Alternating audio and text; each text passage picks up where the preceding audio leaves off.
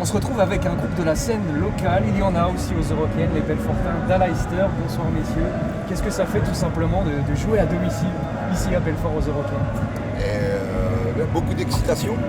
Et puis pour nous, si tu veux, c'est quelque chose de particulier les Eurokéennes, puisqu'on y a joué déjà une première fois il y a 28 ans. Et ce soir, de nouveau, on nous offre la possibilité de pouvoir s'exprimer. Et pour nous, quelque part, c'est un honneur de pouvoir être à l'affiche des Eurokéennes cette année. Le symbole est fort quand même. Vous étiez là il y a 28 ans. Le festival a énormément évolué. C'est un vrai symbole, justement, de revenir des années après. Oui, tout à fait, puisque maintenant, dans le style de musique où nous sommes, très trash metal old school, faire un festival généraliste, pour nous, c'est vraiment une marque pas de respect, mais de confiance par rapport au festival. C'est la consécration, les Eurokéennes, quand on est un groupe local et qu'on peut s'y produire? Oui. Je ne sais pas si on peut parler de consécration, mais par exemple, on revient du Hellfest. Hellfest, qui pour chaque métalleux, c'est un peu le Graal. Je t'avais avoué à titre personnel pour avoir grandi avec les Europe, pour avoir eu des familles qui y allaient, qui parlaient que des Europe. C'est vrai que même en ayant fait le Hellfest, en étant le local de l'étape, il y a une certaine fierté. Vous êtes produit ici, on le disait, il y a 28 ans. Est-ce que c'est plus dur de figurer aujourd'hui sur la line-up des Euros en 2023 qu'à l'époque? Plus dur, je sais pas, peut-être oui, parce qu'il y a beaucoup plus de groupes actuellement. Il y a 28 ans, des groupes de thrash metal, il n'y en avait pas beaucoup, puisque on est quand même un des groupes précurseurs de ce mouvement en France. Et c'est vrai qu'aujourd'hui, il y a tellement de groupes qui veulent se produire, et il y a tellement de très bons groupes. C'est vrai que c'est pas simple de choper des affiches comme celle-ci. C'est pour ça qu'on est quand même fiers ce soir d'être là. Vous serez sur la scène ce soir, est-ce que vous aurez une pensée pour ces souvenirs d'il y a 28 ans? Il y avait cette première compilation aussi dans laquelle vous figuriez à l'époque. Est-ce que les souvenirs vont remonter un peu face au public belfortain? Oui, forcément, puisque quand tu débarques sur scène dans un festival qui est notre festival, les Eurokéennes, c'est notre festival, c'est le festival de la région, on est de la région, on est festivalier sur les autres éditions, on a joué plein de fois. Enfin, en tout cas, moi j'ai joué 2-3 fois ici avec d'autres groupes. On vient tous les ans, on vient aux Eurokéennes.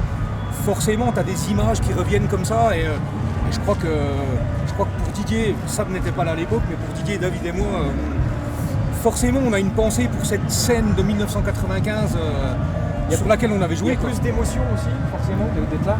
Alors, la plage horaire que le festival nous offre, elle est juste magique, puisque un samedi soir à 22h45, je crois qu'aujourd'hui on doit être à 32 000 personnes sur le site. Au maximum, c'est ça, c'est la 32 000. Avant Gojira, qui ont ouvert la voie du métal plus que plus. Oui, forcément, c'est énorme. Hein. Alors c'est ça, vous êtes aussi quelques heures avant l'un des groupes phares du métal en France, Gojira, qui sera sur la grande scène. Là aussi, on imagine qu'il y a de la fierté, c'est tout un symbole.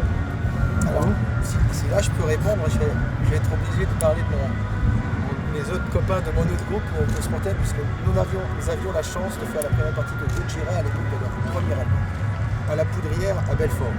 Ça nous ramène une vingtaine d'années aussi en arrière, et se retrouver ce soir à leur apogée, parce qu'il faut le dire, ils sont vraiment en train de tout casser, se retrouver là aux Europe, encore une fois, à pouvoir être le témoin de leur grandeur, on va dire, et de pouvoir participer à ça, ouais, c'est quelque chose. Personnellement, pour moi, c'est énorme. Je pense que pour mes copains, c'est pareil. Pour les gens qui ne vous connaissent pas, il faut aussi comprendre que vous étiez là il y a 28 ans, mais vous avez fait une longue pause. Aujourd'hui, vous vous retrouvez des années après. Comment ça s'explique ça? Comment on se retrouve après une pause de quasiment 20 ans? Ça s'explique par le fait qu'on a été contacté, Néon et moi, en 2017 par deux gars qui voulaient écrire un ouvrage sur les débuts du métal en France. Et comme on était un des premiers groupes à hurler, à faire crier les guitares sur scène, on a participé à cet ouvrage. Il est sorti et ça nous a touchés parce qu'il est complet, c'est la vraie Bible du métal français. Et d'être dedans comme ça nous a touchés. Alors on a décidé de faire une petite dédicace du bouquin. Et puis pour la dédicace du bouquin, on nous a dit ce serait bien que vous puissiez vous reformer et faire 2-3 titres. Et puis un petit coup de téléphone. Vous vous étiez perdu de vue? Vous étiez toujours en contact? Non, on se voyait, mais plus pour la musique, quoi.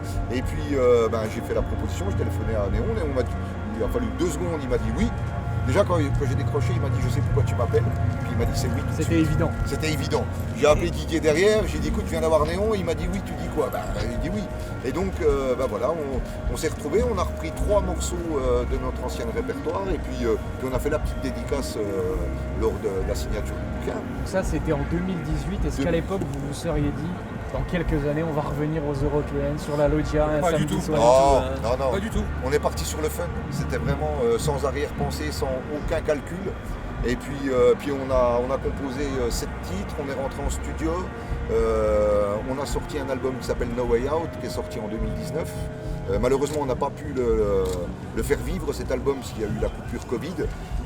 Et donc, on ne s'est pas arrêté là, donc on a recomposé. Et là, on vient de ressortir un nouvel album, Nightmare, qui est sorti le 28 avril, ça fait maintenant 3 mois, quoi. Donc là, pour ce concert, ce soir, aux Européennes, c'est un peu un mix de tout ça, vos anciens titres, cet album qui n'a pas pu vivre, et puis ce tout nouvel album sorti cette année. C'est exactement ça. Exactement. Oui, tout à fait. Et comment on accueille votre musique aujourd'hui? C'est quoi le thrash metal? C'est vrai que on parlait de Gojira juste après. Le metal, ça reste aussi un genre qui plaît à beaucoup de gens en France.